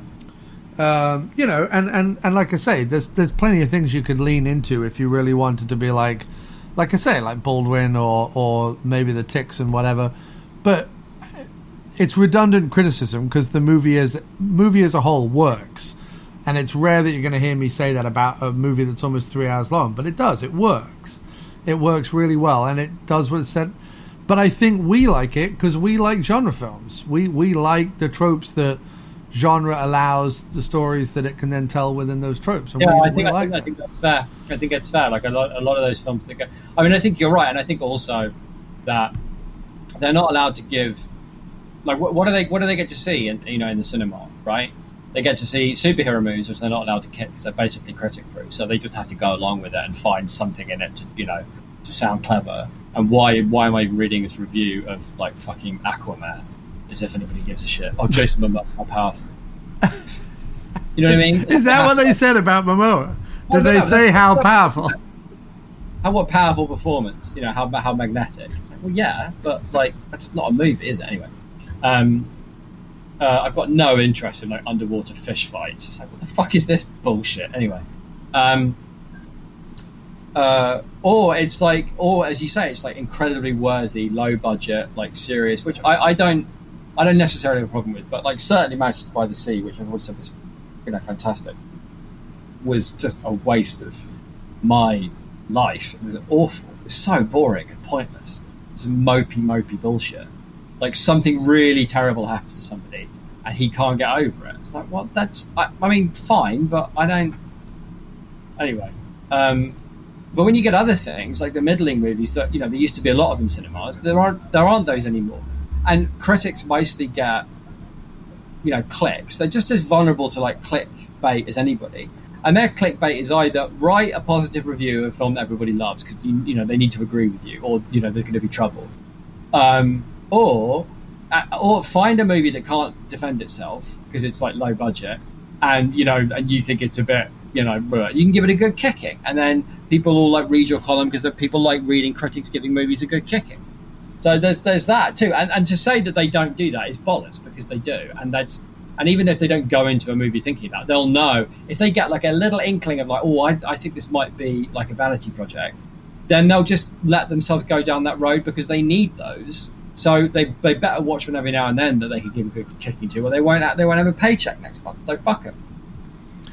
Yeah, I'm with you, dude, and it was just disappointing to me that.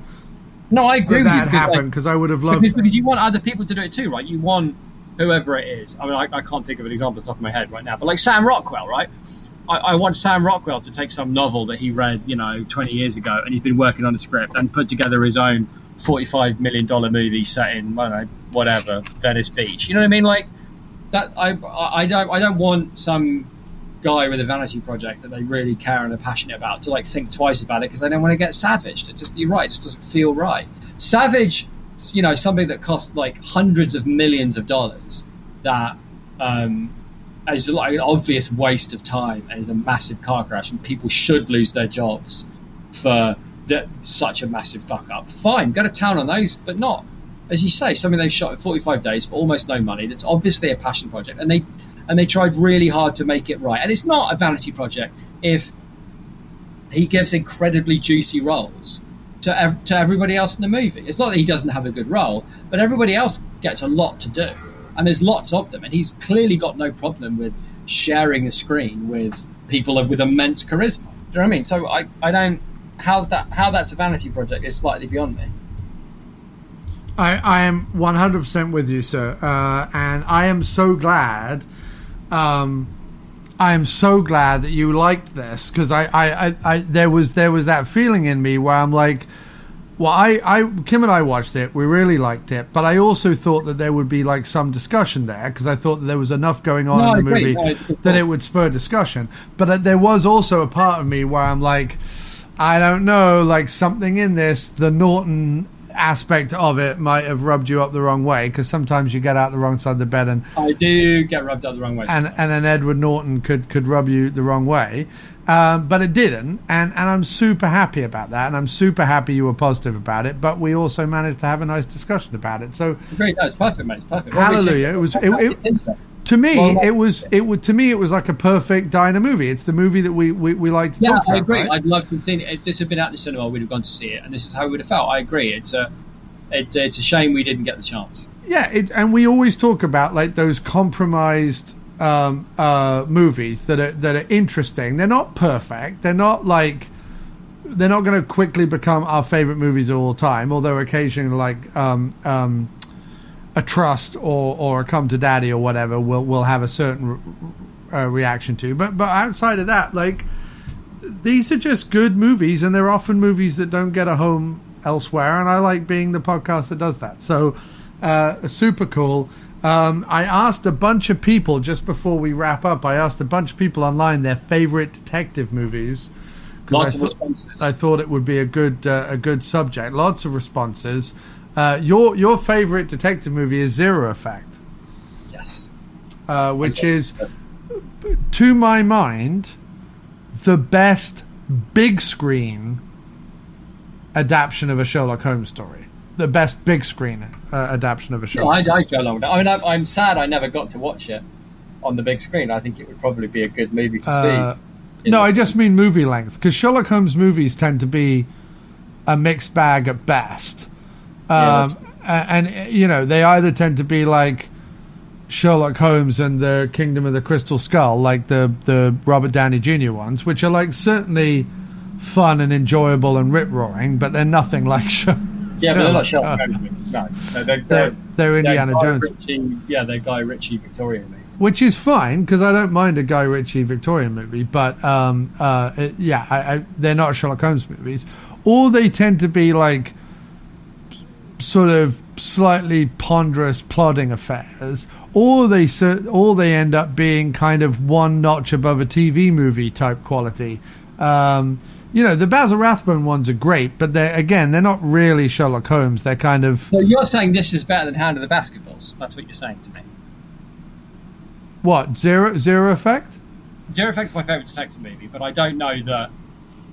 I might argue that Hound of the Baskervilles with Peter Cushing and Christopher Lee is the better big screen Sherlock Holmes adaptation. Because also I feel like Zero Effect it's also its own thing, and what I like about it is not the Sherlock Holmes-ness of it. Because actually what I like about it, I think, is that I find his detection more relatable, and how it's explained. The Sherlock Holmes is supposed to just be, he's a genius and he sees everything. Whereas the Zero Effect thing is more about to see people, you have to stop being one. And the relationship between him and the lady blackmailer is about him tentatively taking steps to like be more of a person, and therefore starts to miss bits of the mystery of what's going on and gets dragged into it. It's just a more interesting personal story. You're right. It's not as good as Hound of the Baskervilles, but it's still one of my favorite all time. Oh yeah, it's a good one. William Kitchen, who has a great last name, Where the Truth Lies, and Lone Star. I haven't seen Lone Star since you and I rented it from Star Video years and years ago. But Lone Star is, every time I see Chris Cooper, I think, oh, Lone Star. Yeah. That's the first time I saw Chris Cooper, and then he was in everything after that. I need to watch Lone Star again. That's Chris Christopherson as well, right? Sorry? It's Chris Cooper and is it Chris Christopherson? No, it's McConaughey. Matthew McConaughey. Dan Rowan says Black Rain, the Michael Douglas mullet movie. Jim DeSantis says Shattered, which is a Bob Hoskins Tom Berenger movie that I have a soft spot for. It's a sort of a detective with Amnesia movie, which is kind of fun. Novocaine, which I'm not sure, does he mean the Steve Martin movie? I don't know. Novocaine. Brick, which big fan of Brick. And the Changeling. With the Changeling, more of a ghost story, less of a detective story, but that's fine. It's a good crossover movie, I guess. Michael D. Stewart says The Maltese Falcon, which is fine, but then he goes with Murder on the Orient Express, the David Suchet version. I'm more of an Albert Finney. I'm more of a bloody hate that bloody book. I hate that bloody movie. I hate everything about Murder on the Orient Express. Okay. And he also... I love train movies. Put something on a train and I'm interested. Yeah. I hate that fact. That's there's 3 mysteries that the resolutions of which piss me off so much I can't even think about them, which is the 9 Tailors, I think, the Dorothy L. Sayers one, Ellis Peters one, a Crow something or other, like one of the monk mysteries, Father Browning. No, yes. Oh, Father Browning or Cadfile? Cadfile. Okay. It's called like a Crows something or other, and a Crows. So it's 9 Tailors that are Crows something or other. A Crows and all of them have different resolutions, but they're all so fundamentally unsatisfying and obviously like, Trixie, that it makes me want to vomit blood all over the graves of the dickheads who wrote them. Even though Agatha Christie's obviously very talented. Okay.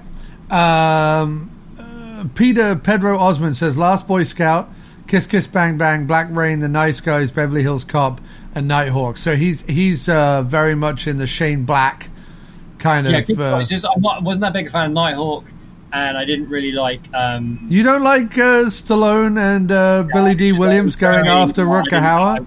It was a bit phony for me. I didn't really like it. I love that. I wanted to like it. I really wanted to like it. I like Stallone. I really like the setting. It was just all faux macho bullshit, and I didn't really like it. And Black Rain, I'm not like. Black Rain's okay. But everything else in his list was a stonker. Carl Poling says Young Sherlock Holmes, which I do have a soft spot for, but again, it's not again, that was the first one that kind of did Indiana Holmes. That was the first one that did that. But I have a very soft spot for it, but it's not a great detective film.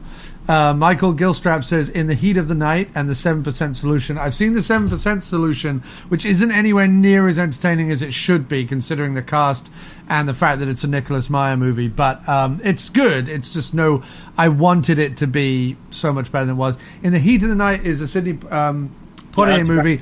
That's great, and I haven't seen it in so long. And Kim and I are big Poitier fans, so I need to rewatch that with Kim. That'd be awesome. Dean Garman says Fletch, and I have to agree with this. Fletch is like a legitimately good detective story, even with all the comedy in it. It's a genuinely good detective story. Movie. It is a good detective. And that is one with a satisfying ending, I think. Yeah, agreed. I'd go along with that too. And then Frank Anthony Lama says Blade Runner. Not sure about that one. But he also says Blade Runner 2049, which I would agree with, because I really love that. He didn't say Blade Runner 2049. He just said Blade Runner. I thought Runner. Someone said Blade Runner and Blade Runner 2049. Not on this. Well, maybe on the other group. John Perez on the After Movie Diner page said Detective Conan. I don't know what that is. Chuck Nelson, old Chucky Nels, one of our top fans over at the After Movie Diner. He says Brick. A lot of love for Brick. Lots of love for Brick. John F. N. Claus says, The Great Mouse Detective. Basil the Great Mouse Detective is like one of my favorite Disney movies. It's a good one. It is a fantastic one. Jason Beckman says, Who's Harry Crumb? I love a bit of love for Who's Harry Crumb. I love Who's Harry Crumb. Yeah, that's a good call.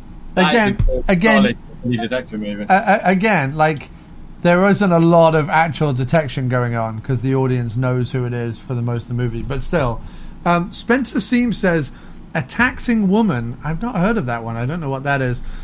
Brick, again, and Stray Dog. We got a lot of responses. This is awesome. Jason Gazinski, who's also a top fan, he says, Farewell, My Lovely, and The Long Goodbye. Nice. I have to rewatch The Long Goodbye again because I don't think I've ever seen. That's the Elliot Gould one. Elliot Gould, Robert Altman movie, and I have it on Blu-ray. I don't think I've ever seen it. I remember loving it, but I need to rewatch it. It was Zachary P. Stallman who said Blade Runner and Blade Runner 2049 on. Blade Runner. I mean, I don't like Blade Runner. I think it's horribly overrated. But Blade Runner 2049, I really liked a lot. I thought that was great. Nice. Robert Long says French Connection. Eri Suarez says, and I hope I'm pronouncing your first name there. I apologize. It's E-R-R-E. Eri, I don't know. Suarez says Columbo, big Columbo fan. Nice. And Chris March says The Third Man. Oh, yeah. That's a good detective story. I did post this twice for some reason. Claire Crowson, Doc Action's wife, she said young Sherlock Holmes as well. Manuel Gandini said The Last Boy Scout. Andrew Morris says Ace Ventura, which I'm sorry, I have to strike Ace Ventura from the list because A, it's not a very good detective movie, and secondly, I remember it as I went back and did an episode on 90s comedies because I think 90s comedies are nowhere near as good as we all thought they were at the time. And I was proved horribly right with Ace Ventura, which is just a terrible, terrible movie. And yet we all loved it when it came out. But Dumb and Dumber is still good. So I'm not a Dumb and Dumber fan, but I get why people. I don't understand how that is possible. Doc Paul Crowson says The Searchers because he's Mr. Westerns. So I don't know. Can Westerns also be detective films? I feel like even if people are doing detection in Westerns, it's not. I feel like that's a Western. But I know The Searchers is fine. And then over on Instagram, Wafu FM, which is Chris Armstrong, he said, Blowout, Mona Lisa, The Big Lebowski, The Nice Guys, Zodiac 7, The Guilty, The Last Boy Scout, Blue Velvet, and Angel Heart. Angel Heart has to be on one of mine. I get that it has a supernatural twist as opposed to a natural twist, but Angel Heart is one of those. Like, I wonder how many critics watched Angel Heart and was like, it's a pastiche of blah, blah, blah. Because Angel Heart is one of my favorite all-time film noirs. And certainly the best performance Mickey Rourke will ever give, ever on screen. My good wife, Kim, she says Nice Guys. She's another Shane Black. We just watched Nice Guys again the other night. And that and Kiss Kiss Bang Bang. If he writes one of those every 4 years, I'll be happy. Because I get that they're formulaic, but they're so much fun. Who Framed Roger Rabbit? Who Framed Roger Rabbit? That is a good one. That one stands up too. Like we watched that when we got our Disney Plus subscription for a week or whatever. We managed to squeeze in Who Framed Roger Rabbit, and that it still holds together really well. Oh, Bob Hoskins acting to the rafters and just fucking holding a whole movie together. Like if he doesn't work, I think everyone looked at that and was like, if Roger doesn't work, the movie doesn't work. I'm sorry, if Hoskins doesn't work, that movie doesn't work. Because you can draw Roger over and over again and make it work. You can't. There aren't many people who could do what Hoskins does in that movie, which is seamlessly make you believe in the world that he is in. Absolutely fucking amazing. She also loves Starsky and Hutch, which is I have to say, Starsky and Hutch is another good. Like, if you're going to do like a comedy double act detective plot that kind of follows sort of a Fletch type thing or a Last Boy Scout kind of thing, Starsky and Hutch is actually a lot of fun. It was certainly the last time that like Ben Stiller and that whole crew were not annoying tits, because they've all sort of gone on and become a little annoying. And then Kim also likes The Great Mouse Detective and Seven, and then another guilty. I don't call it guilty pleasure because it just brings me pleasure and I don't feel any guilt from it. But Alex Betko, our friend, says Dragnet, and I am a big fan of Dragnet. It's good, and again, like Fletch, Dragnet, Who's Harry Crumb, those kind of movies, where the central premise is get a famous comedian, have a detective plot, throw in a couple of car chases. They should do those movies like 3 times a year. They are so much fun. And like I say, like even later ones like Starsky and Hutch and The Nice Guys and stuff like that, they all work super well. Yeah, like Beverly Hills Cop is still. I could watch Beverly Hills Cop over and over and over and over again, and it's just as good every single time. Yeah, so lots of great detective movies out there, and clearly if I say we're recording in an hour, give us an answer, no one gives us an answer. But if I just ask a very, very open question, we do get a lot of responses. So you should try that next time. So look, we should pick something next time, and then you can ask, like, what's your favourite genre of this movie? So why don't we pick a genre now, and then you and I can go away and think about what movie. No, I want you, because I picked this one, I want you to go to your Amazon Prime list. Okay, I'll pick one, yeah. Pick one, and there then... were a couple that look like... I put them on there, it's like, oh, that might be a good one to do for the doc. I'll take a look. I would be all about that. So, yeah, come up one of your Amazon Prime list. But this was fun, dude. This was great to get into a modern... Yeah, me too, man. I really enjoyed it. It was great. And I will add it to... Oh, the one thing I didn't do was my list very quickly. Would be Farewell My Lovely, Zero Effect, Zodiac, Angel Heart, The Maltese Falcon, Murder on the Orient Express, the Albert Finney version, but that's only because of Albert Finney, Kiss Kiss Bang Bang, Sea of Love, Jack Reacher, Michael Clayton 7, The Big Lebowski, Mona Lisa, Copland, Brick, Night Moves, and Shaft, the original. Those would be... I'd have to go with, I'd have to go Zero Effect, Brick, Kiss Kiss Bang Bang. Do you notice I put a bit of Sea of Love in there? No, Sea of Love, great movie. I'm just saying, it had to be 3. It'd be Kiss Kiss Bang Bang, Brick. Does there have to be 3? Who made that rule? No, I'm just saying. Look at you enforcing rules all over the place. Anybody can keep saying movies. I'm all about choice. You know what I mean? Make a choice. Well, look, this was great, man. I had a blast. Thanks for doing this. Needed that. Me too, man. It was great. And good to talk to you too. Hope you're doing well. Hope next week is better for you. I hope you find your moments of calm amongst the storm of shit that we're all still wading through right now. And give me 3 choices or 2 choices or 1 choice or whatever from Amazon Prime, and we'll do that next Thursday, lifetime and the world permitting. All right, that sounds good. All right, dude, this has been a pleasure. Thanks so much, man. Speak soon. All right, take care, man. Bye. Bye. Bye. This one's called An Australian Lullaby.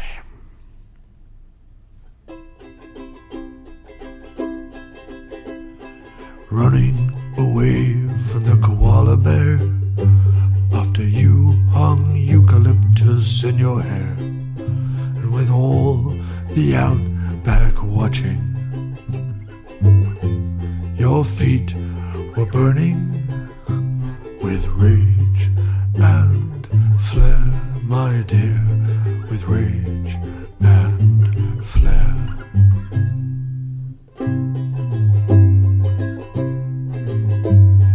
You climbed up the mulga tree, calling down, hold hands with me, and with all the questions you held within, carried away on a kookaburra's wing, somewhere beyond the sea, my dear, somewhere beyond the sea.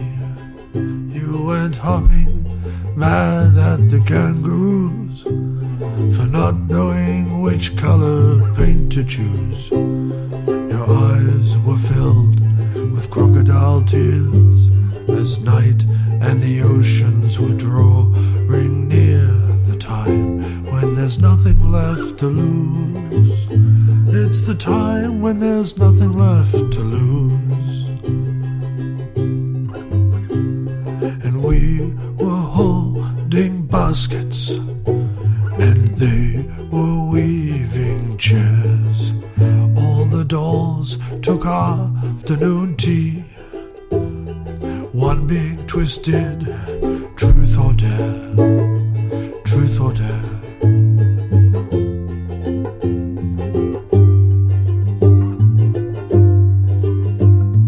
You fought the crocodile in 3D glasses, while the wallaby and monitor lizard put on fado farces, and she had it on backwards the whole day.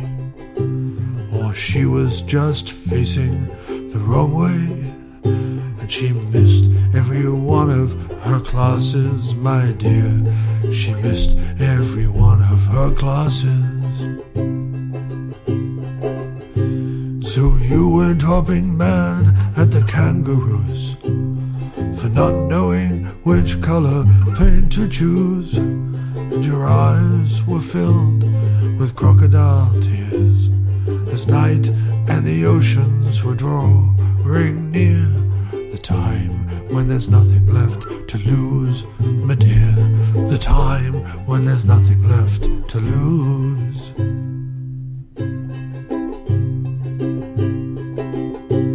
And we were holding banjos underneath brushed pig skin caps, and they scared up a vote before lunchtime to leave plenty of room for afternoon naps.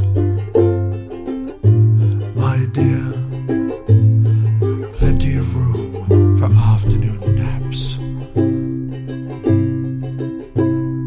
And you climbed the mulga tree, calling down, hold hands with me, and with all the questions you held within, carried away on a kookaburra's wing, somewhere beyond the sea, my dear, somewhere beyond the sea.